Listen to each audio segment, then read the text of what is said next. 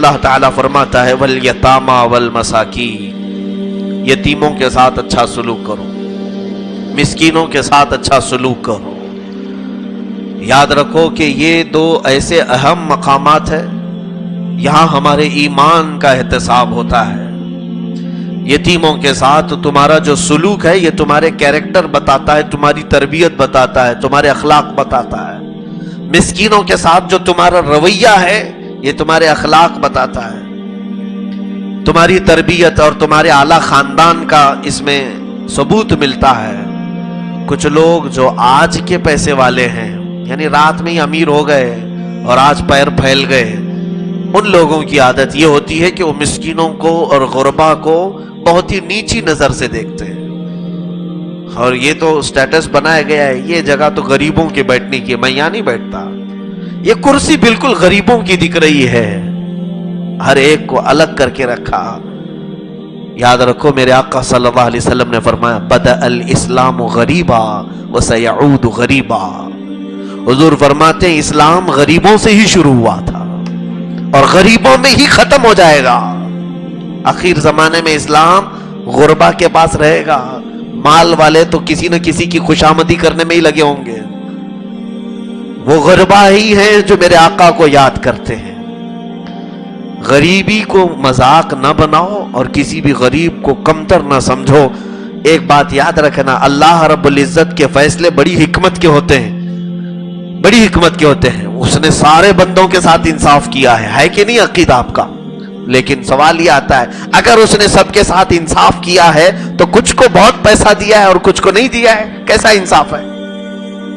سوال، اللہ اگر سارے بندوں کے ساتھ انصاف ہی کرتا ہے تو کچھ کو غریب رکھا ہے، کچھ کو بہت مالدار رکھا ہے۔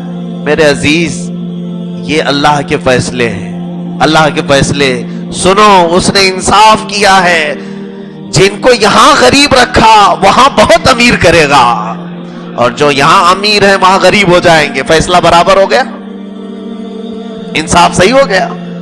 تو غریب اپنے غربت پر کوئی بھی اس طرح کا اعتراض نہ کرے کہ میرا حق کہاں گیا۔ تیرا سارا حق اللہ نے سنبھال رکھا ہے، سارا حق ہے تیرا، کیونکہ غریب قیامت کے دن یہی سوال کرے گا جو سوال میں نے کیا۔ اے اللہ، تو اگر انصاف کرتا ہے سارے بندوں کے ساتھ تو مجھے غریبوں میں پیدا کیا، غریب ہی رکھا، فلاں کو اتنا مال، فلاں کو اتنا مال۔ تو رب تبارک و تعالیٰ فرمائے گا کہ تیرا بھی مال میں ان امیروں کے پاس دیا تھا، ان امیروں نے تجھے نہیں دیا، اس لیے میں نے تیرا مال سب کچھ یہاں سنبھال رکھا ہے۔ اس دن ہزاروں امیر یہ چاہیں گے، ہزاروں نہیں لاکھوں امیر، اے کاش دنیا میں تو ہمیں غریب ہی رکھتا۔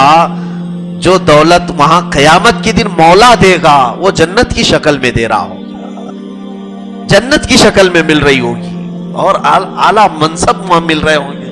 اور خود میرے آقا صلی اللہ علیہ وسلم فرماتے ہیں میری امت کے غریب، میری امت کے غریب امیروں سے 700 سال پہلے جنت میں جا چکے ہوں گے، اور ایک روایت میں 70 سال پہلے جنت میں جا چکے ہوں گے۔ کیوں؟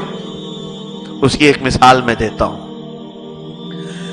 میرے پاس 2 اسٹوڈنٹس ہیں، 2 شاگرد، ایک نے 1 سے لے کر 10 تک ہی پڑھا ہے، 1 2 3 4 5 6 7 8 9 10 تک اس کو آتا ہے، اور ایک کو دوسرے شاگرد کو 1000 تک کی گنتی آتی ہے۔ کتنی آتی ہے؟ 1000 تک۔ دونوں کا میں ٹیسٹ لے رہا ہوں، یہ 10 جس کی گنتی ہے اس کے کتنے سوال کروں گا میں، کتنے سوال کروں گا؟ 2 کیسا آتا ہے وہ بتا دے گا، 3 کیسا آتا ہے وہ بتائے گا۔ اس کے 10 کی گنتی کا حساب لینے کے لیے مجھے 5 منٹ بھی نہیں لگیں گے، وہ اپنے 10 عدد کا حساب دے گا، چل پڑے گا۔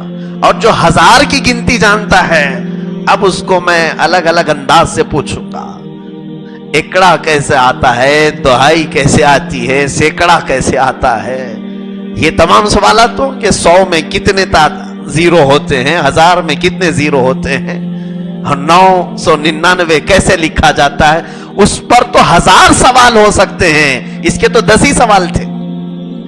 1000 سوال کا جواب دینے کے لیے ہو سکتا ہے اسے صبح سے شام ہو جائے۔ میرے عزیزو، یہی حال غربا کا اور عمرہ کا ہے. غریب کو یہاں کچھ زیادہ نہیں ملا تھا, رب تبارک و تعالیٰ ویسے بھی اس پر قیامت کے دن رحم کرتا ہے. 2-4 چیزیں اس سے پوچھی گئی, کہا گیا جا تیرے لیے جنت. امیر سے کہا جائے گا سارا حساب دے, سارا جتنا بھی مال تو نے کمایا اور جتنا خرچ کیا. مجھے حیرت ہوتی ہے, یہاں انکم ٹیکس کے ریڈ سے ڈر جاتے ہیں لوگ, تیاریوں میں لگ جاتے ہیں, کیونکہ انکم ٹیکس سارے سوالات کرتے ہیں, یہ آیا کہاں سے اور گیا کہاں. جو ٹیکس بھرتے ہیں ان لوگوں کے لیے خوف خدا تو آ ہی جانا چاہیے. ان کو سمجھ لینا چاہیے کہ میرا آخرت میں حساب کتنا سخت ہو سکتا ہے. انکم ٹیکس والوں کو تم چنا لگا سکتے ہو, ان کو دھوکہ دے سکتے ہو, کچھ بھی کر سکتے ہو, انسان ہے, انسان ہے. رب ذوالجلال نے تمہارے ساتھ کرامن کاتبین کو ایسے لگایا ہے کہ قرآن کہتا ہے ما یلفظ من قول الا لدیہ رقیب عتید. تمہاری ابھی زبان سے کلمہ نکلا بھی نہیں ہوتا کہ ہماری طرف سے 2 فرشتے لکھنے کو تیار بیٹھے ہوئے ہیں. ہر چیز نوٹ ہو چکی ہے, وہاں کوئی بھی جھول نہیں چلے گا. ظاہر سی بات ہے, میں یہاں پر یتامہ اور مساکین کی بات کر رہا ہوں. اللہ رب العزت نے اگر کسی کو مسکین رکھا ہے تو یہ بھی اس کا فضل ہے, آخرت میں اس کا حصہ ہے. کچھ لوگ یہاں پر ان میری باتوں سے تسلی کر لیں جو اپنی غربت کا رونا روتے ہیں کہ کچھ بھی نہیں ہے, کچھ بھی نہیں ہے. کچھ بھی نہیں ہے تو زندہ کیسے ہو؟